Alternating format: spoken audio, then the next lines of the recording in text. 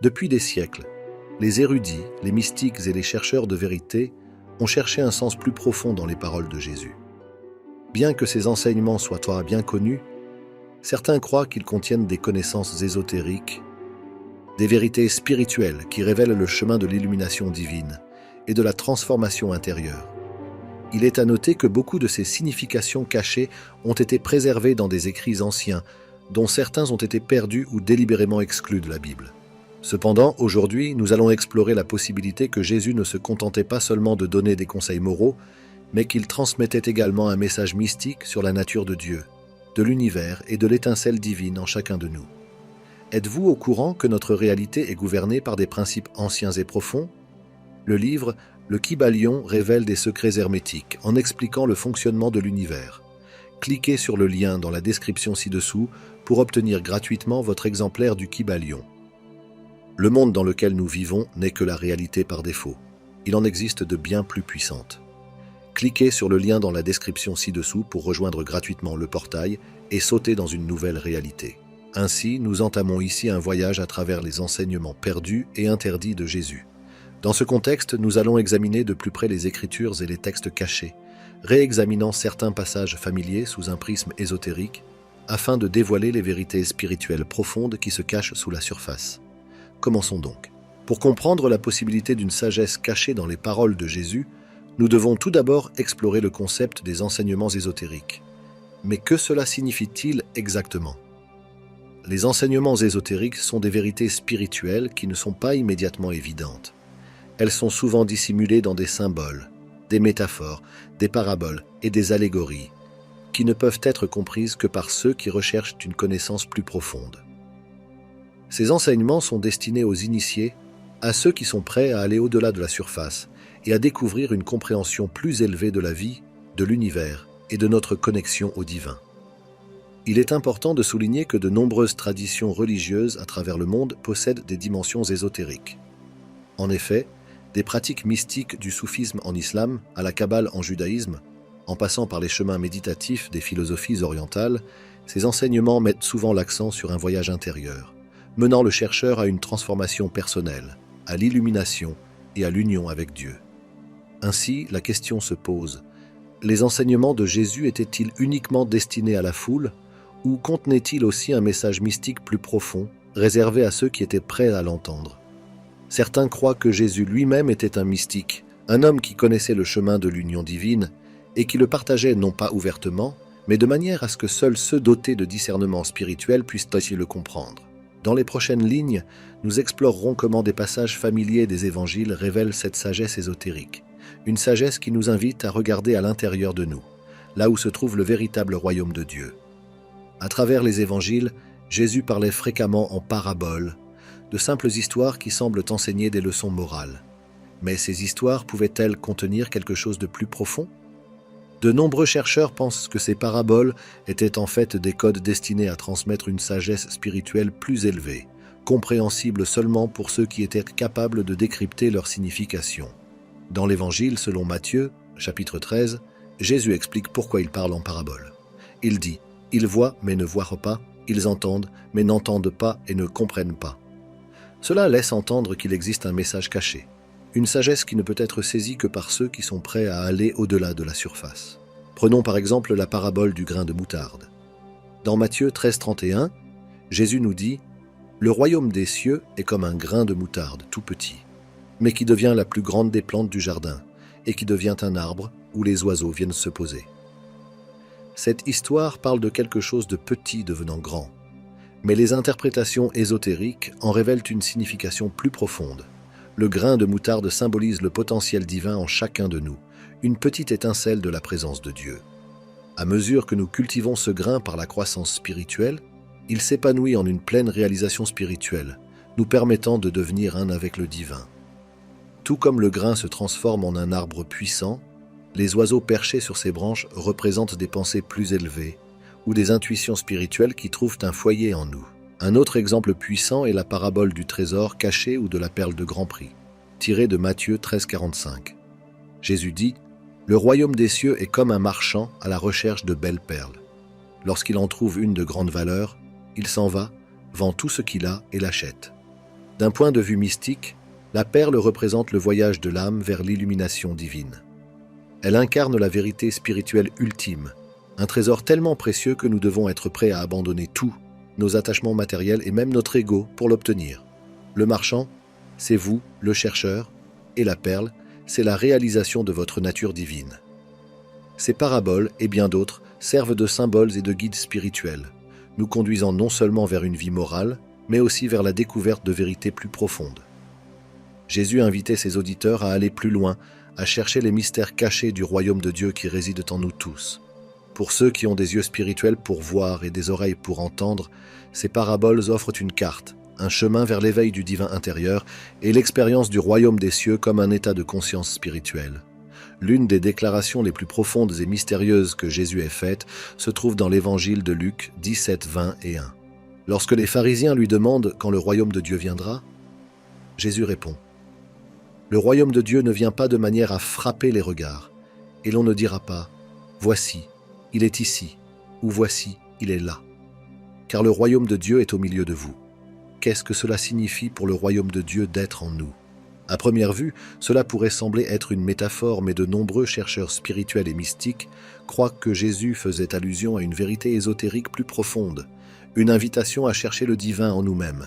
Dans la tradition mystique, le royaume de Dieu n'est pas un domaine extérieur, ni un paradis lointain que nous espérons après la mort.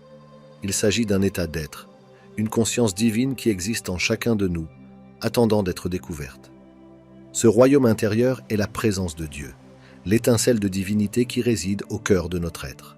De nombreux enseignements ésotériques, de l'Est à l'Ouest, reprennent ce même message.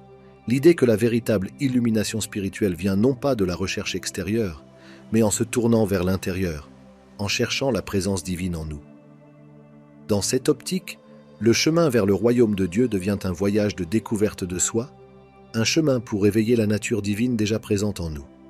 Lorsque Jésus parle du royaume de Dieu étant en vous, il ne fait pas seulement une promesse de réconfort, mais il lance un appel à s'éveiller à la réalité divine qui existe dans chaque cœur humain. C'est un appel à voir au-delà du monde matériel, à reconnaître que le véritable royaume ne se trouve pas dans des temples ou des rituels, mais dans une expérience personnelle et directe du divin intérieur.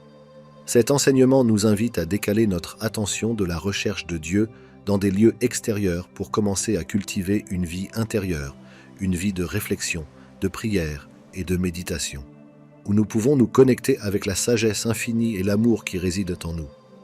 Lorsque Jésus dit « Le royaume de Dieu est en vous », il nous offre un chemin vers la transformation spirituelle, un chemin qui mène à la réalisation que nous sommes, en essence, connectés à Dieu, et que la présence divine est quelque chose que nous pouvons expérimenter ici et maintenant. Sous cet angle, le royaume de Dieu n'est pas une espérance lointaine, mais une réalité présente, qui attend d'être découverte par ceux qui le cherchent en eux-mêmes. La vie de Jésus n'était pas seulement un message d'enseignement moral et de compassion, mais aussi un voyage spirituel profond qui reflète le chemin de l'illumination que l'on trouve dans de nombreuses traditions mystiques. De son séjour dans le désert à sa résurrection, l'histoire de Jésus peut être vue comme un modèle pour l'éveil spirituel. Commençons par le séjour de Jésus dans le désert. Selon les évangiles, Jésus passa 40 jours à jeûner et à prier dans le désert, où il fut tenté. Cette période d'isolement peut être interprétée comme une retraite symbolique du monde matériel, une étape commune dans le chemin mystique. Là, Jésus affronte ses propres luttes intérieures, se débarrassant des attachements et des désirs de l'ego. Les mystiques croient que ce processus de mourir à l'ego est nécessaire pour éveiller pleinement la conscience divine. Dans la tradition mystique, cela est connu sous le nom de « nuit noire de l'âme », une épreuve spirituelle où le chercheur doit affronter les aspects ombreux de lui-même, ses doutes, ses peurs et ses tentations. Mais à travers cette lutte, l'âme émerge plus forte, plus alignée avec la vérité divine. Pour Jésus, ce fut une étape nécessaire vers sa mission, une purification qui le prépara pour le travail à venir.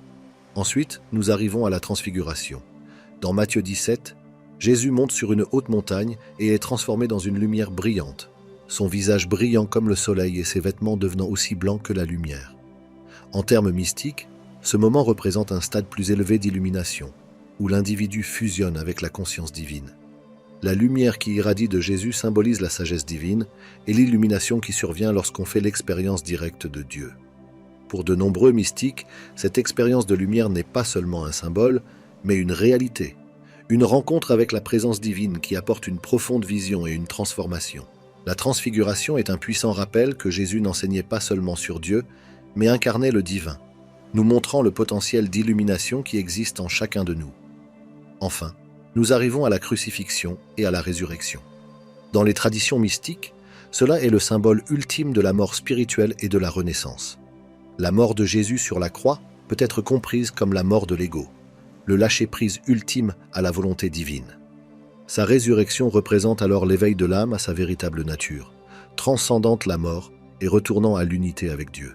Dans le christianisme ésotérique, la crucifixion n'est pas seulement un événement historique, mais une métaphore du voyage spirituel personnel. Nous sommes tous appelés à mourir à l'ego, le faux soi qui s'accroche à la peur, la séparation et l'attachement, et à ressusciter dans notre soi supérieur et divin. C'est le chemin vers l'illumination, celui que Jésus a suivi et celui qu'il nous invite à suivre. À travers sa vie, Jésus nous a montré le chemin, celui du combat intérieur, de la transformation spirituelle et de la réalisation de l'unité divine. Son chemin reflète celui de nombreux mystiques cherchant l'illumination à travers la mort de l'ancien soi et la naissance du nouveau. De cette manière, Jésus n'est pas seulement celui qui apporte le salut, mais le guide de l'illumination spirituelle, nous montrant que le royaume de Dieu n'est pas seulement en nous, mais que nous sommes capables d'y accéder ici et maintenant. L'un des symboles les plus puissants et récurrents dans les enseignements de Jésus est la lumière. Encore et encore, il utilise la lumière pour représenter la vérité divine, l'éveil spirituel et la présence de Dieu en nous. Mais que représente réellement la lumière dans un sens mystique plus profond? Pourrait-elle être une clé pour déverrouiller la sagesse cachée de son message? Dans Jean 8,12, Jésus dit « Je suis la lumière du monde. Celui qui me suit ne marchera jamais dans les ténèbres, mais il aura la lumière de la vie. » En surface, cela peut sembler une simple métaphore pour la guidance morale, mais dans la tradition mystique, la lumière symbolise bien plus. C'est l'essence de la conscience divine, la force illuminatrice de la présence de Dieu. Dire que Jésus est la lumière du monde, c'est reconnaître son rôle en tant qu'incarnation de la sagesse divine, guidant l'humanité hors de l'obscurité spirituelle, cette obscurité qui représente l'ignorance, la séparation et la cécité de l'ego. Sa lumière révèle la vérité de notre nature divine, notre connexion à Dieu et notre but ultime dans la vie. Dans le Sermon sur la montagne, Jésus développe cette idée. Il dit à ses disciples « Vous êtes la lumière du monde. Une ville située sur une montagne ne peut être cachée. On n'allume pas une lampe pour la mettre sous un seau, mais on la place sur un pied de lampe et elle éclaire toute la maison. De même que votre lumière brille devant les autres. » Matthieu 5, 14 à 16. Ici, Jésus révèle une vérité plus profonde. La lumière n'est pas seulement la sienne, elle existe en chacun de nous. Cette lumière divine est l'essence de notre âme, l'étincelle de la présence de Dieu que nous portons tous en nous. Et tout comme une lampe est destinée à éclairer l'obscurité, nous sommes appelés à éveiller cette lumière en nous et à la partager avec le monde. Pour les mystiques, cette lumière représente l'état le plus élevé de la conscience spirituelle. Laisser briller sa lumière, c'est vivre en harmonie avec son vrai soi, sa nature divine. C'est incarner les qualités de l'amour, de la compassion, de la sagesse et de la paix intérieure et partager ses dons avec les autres. À travers les âges, la lumière a été un symbole universel dans les pratiques religieuses et spirituelles. De la lumière des bougies à la symbolique du soleil, la lumière représente la force divine qui illumine l'âme. De cette manière, les enseignements de Jésus sur la lumière s'inscrivent dans une longue tradition utilisant la lumière comme symbole de l'éveil spirituel et de la présence divine. Dans Jean 1,5, il est dit que « La lumière brille dans les ténèbres, et les ténèbres ne l'ont pas surmontée. » Cette déclaration porte une signification ésotérique profonde. La lumière est l'essence divine, toujours présente et puissante, peu importe à quel point l'obscurité de l'ignorance ou de la souffrance peut être profonde. Cela nous rappelle que l'étincelle divine en nous ne peut être éteinte, peu importe les défis auxquels nous faisons face. La prière et la méditation sont au cœur des enseignements de Jésus. Mais ces pratiques sont plus que des demandes d'intervention divine ou de simples moments de réflexion. Cachée dans ces pratiques réside une technologie spirituelle profonde, un moyen de se connecter avec le divin intérieur, d'accéder à une conscience supérieure et d'éveiller la présence de Dieu dans nos vies. À travers les évangiles, nous voyons Jésus se retirer souvent dans des endroits tranquilles pour prier. Dans Luc 5,16, il est dit « Mais Jésus se retirait dans des lieux déserts pour prier. » Ce n'était pas seulement un moment de silence, c'était une pratique de se tourner vers l'intérieur, une communion profonde avec le divin. Dans les traditions ésotériques, la prière n'est pas seulement un moyen de demander de l'aide, mais un chemin pour s'aligner avec la volonté divine, ouvrir notre cœur et notre esprit. Le monde dans lequel nous vivons n'est que la réalité par défaut. Il en existe de bien plus puissantes. Cliquez sur le lien dans la description ci-dessous pour rejoindre gratuitement le portail et sauter dans une nouvelle réalité. À la guidance de Dieu. Beaucoup d'entre nous pensent à la prière comme un dialogue avec Dieu, mais dans son sens mystique profond, la prière consiste aussi à écouter, à calmer l'esprit, à apaiser les pensées et à s'ouvrir pour recevoir l'inspiration divine. Jésus lui-même enseigna cela lorsqu'il dit dans Matthieu 6,6 « Quand tu pries, entre dans ta chambre, ferme la porte, et prie ton Père qui est dans le secret, et ton Père qui voit dans le secret te le rendra. » Dans ce verset, Jésus ne parle pas seulement de trouver une pièce physique pour prier.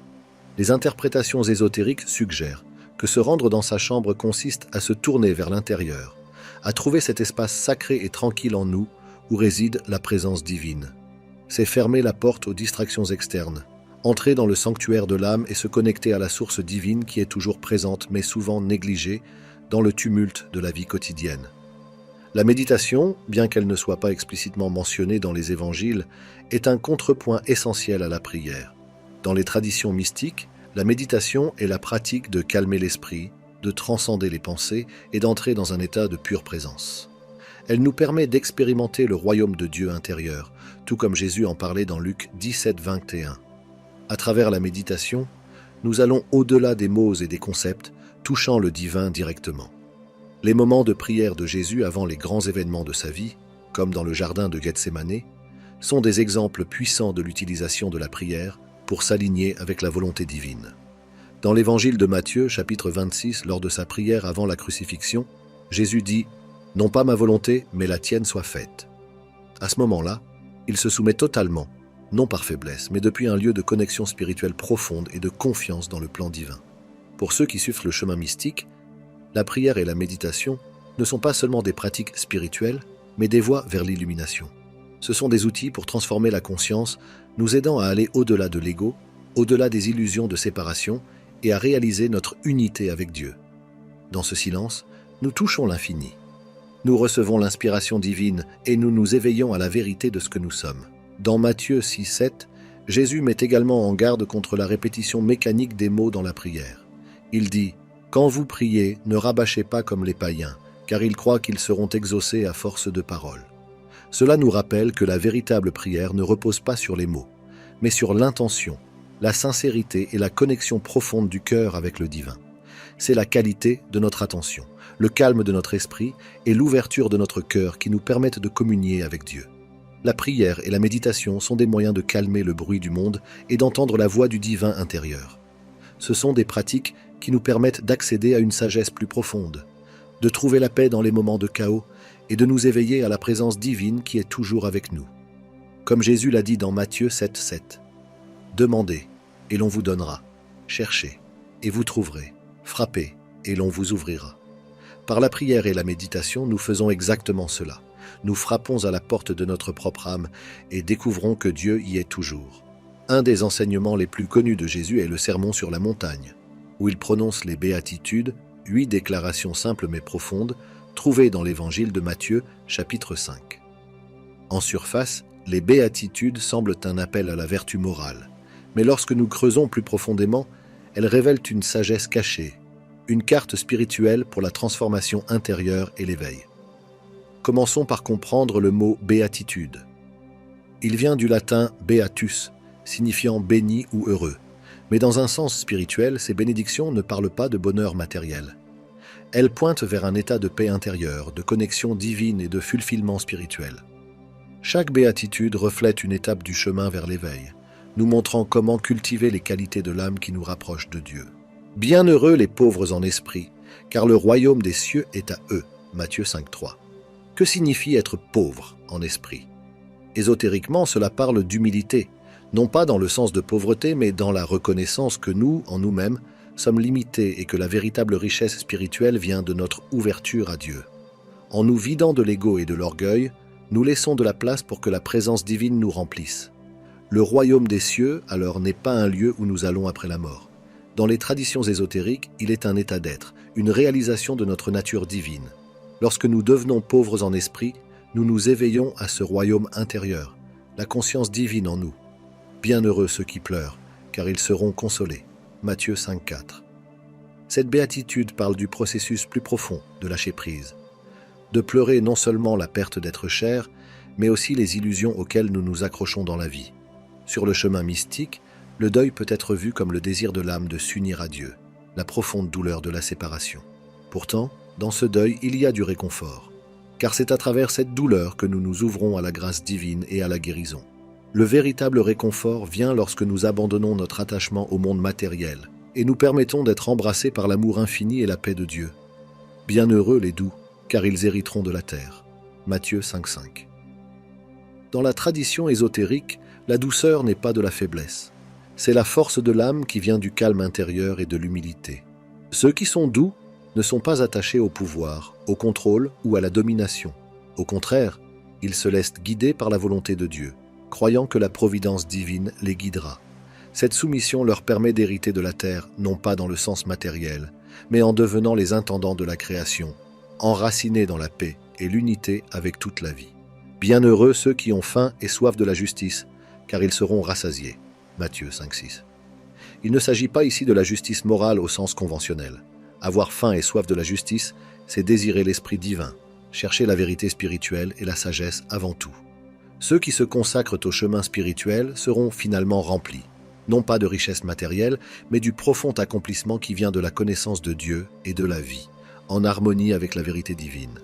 À mesure que nous cherchons les vérités supérieures de la vie, nous sommes remplis d'une compréhension plus profonde de notre but et de la présence de Dieu en nous. Bienheureux les miséricordieux, car ils obtiendront miséricorde. Matthieu 5,7. La miséricorde dans ce contexte est plus que le pardon. C'est une qualité divine, l'amour inconditionnel et la compassion que nous étendons aux autres. Lorsque nous montrons de la miséricorde, nous reflétons la nature même de Dieu, un amour qui ne connaît aucune frontière. Et ce faisant, nous nous ouvrons à recevoir cette même miséricorde, cet amour inconditionnel et cette grâce du divin. En incarnant la miséricorde, nous devenons des vases de l'amour divin, vivant le flux de la grâce dans nos vies. Bienheureux les purs de cœur, car ils verront Dieu. Matthieu 5,8. La pureté de cœur signifie vivre sans attachement au désir de l'ego ou à la peur. Il s'agit de purifier notre cœur des barrières qui nous séparent du divin. Lorsque notre cœur est pur, nous voyons Dieu, non seulement dans le sens d'une divinité extérieure, mais en nous-mêmes et dans toute la création. Nous nous éveillons à la présence divine qui pénètre tout. La pureté du cœur est la clé de la vision spirituelle, la capacité de voir au-delà du monde matériel et de reconnaître l'essence divine dans toute chose. Bienheureux les artisans de paix, car ils seront appelés enfants de Dieu. Matthieu 5,9. Dans le sens ésotérique, être un artisan de paix ne consiste pas seulement à résoudre les conflits entre les autres, mais à créer la paix intérieure dans notre propre esprit et cœur, afin de pouvoir apporter la paix au monde. Les artisans de paix sont ceux qui se sont éveillés à la vérité divine en eux et qui vivent en harmonie avec cette vérité, la répandant autour d'eux. En faisant la paix en nous-mêmes, nous devenons des canaux de la paix divine dans le monde, incarnant vraiment notre rôle d'enfant de Dieu. Les béatitudes, donc, ne sont pas simplement des lignes directrices morales. Ce sont des étapes vers l'éveil spirituel. Elles nous guident à travers le processus de purification de nos cœurs, d'humilité de nos égos et d'ouverture à la présence de Dieu. En incarnant ces qualités, nous nous rapprochons du royaume des cieux, non pas comme une promesse lointaine, mais comme une réalité vivante en nous. Alors que nous avons exploré la sagesse cachée des enseignements de Jésus, un thème récurrent se fait jour, l'invitation à revenir à la présence divine en nous-mêmes. Que ce soit à travers les paraboles, les béatitudes ou la symbolique de la lumière, Jésus ne nous montrait pas seulement comment vivre moralement.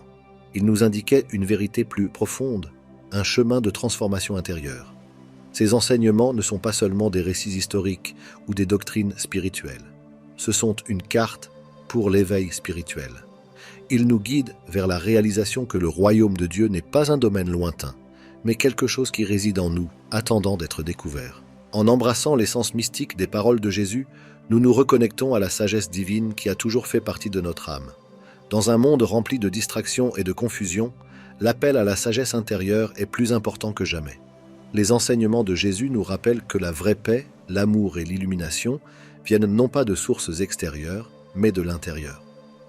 En calmant l'esprit, en ouvrant le cœur et en cherchant Dieu à l'intérieur de nous-mêmes, nous entreprenons le même voyage que les mystiques, les chercheurs et les saints ont parcouru pendant des siècles. Chacun de nous est capable de cette transformation intérieure. Comme Jésus l'a dit, « Cherchez et vous trouverez, frappez et la porte vous sera ouverte ».